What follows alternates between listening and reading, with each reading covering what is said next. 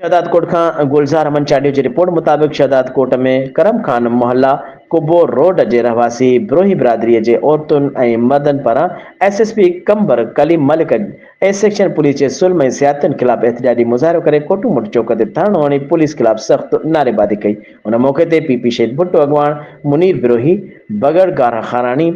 आज़म बिरोही मीर हसन बिरोही अजहर बिरोही मुसम्मात नादिया बिरोही मुसम्मात नूरजहां बिरोही ख़ालिद बिरोही समेत ॿियनि मीडिया सां ॻाल्हाईंदे चयो आहे त ए सेक्शन पुलिस शहीद थी वियल पुलिस अहलकार सैयद गदा हुसैन शाह जे क़त्ल में मुलविस असुल जवाबदारनि खे गिरफ़्तार करण बजाए बेगुनाह माण्हुनि खे गिरफ़्तार करे बदछोड़ जो धंधो शुरू करे छॾियो आहे। ऐं सेक्शन पुलिस असांजे 7 घर भातियुनि मर्दनि ऐं औरतुनि जंहिंमें 12 सालनि जे किरन 15 सालनि जो वज़ीरा बिरोही अकबर बिरोही सैफुल्ला बिरोही ऐं मीर बिरोही खे गिरफ़्तार करे ग़ाइब करे छॾियो आहे। पुलिस असांजे घरनि मां सोना ज़ेवर लखें रुपया रोक ऐं ॿियो घरेलू सामान पिणु खणी वई आहे। उन बावजूद भी पुलिस रोज़ानो बिना वर्दीअ जे चोरनि जियां असांजे घरनि में अची औरतुनि जी तज़लील जो निशानो बणाए तंग करे रहिया आहिनि। उन्हनि मुताबिक़ त पुलिस अहलकार मक़तूल गदा हुसैन शाह जे क़त्ल केस जे कंहिं ईमानदार पुलिस ऑफिसर खां शफ़ाफ़ इंक्वायरी कराए क़त्ल केस में मुलविस जवाबदारनि खे गिरफ़्तार करे बेगुनाह माण्हुनि जे बदछोड़ जो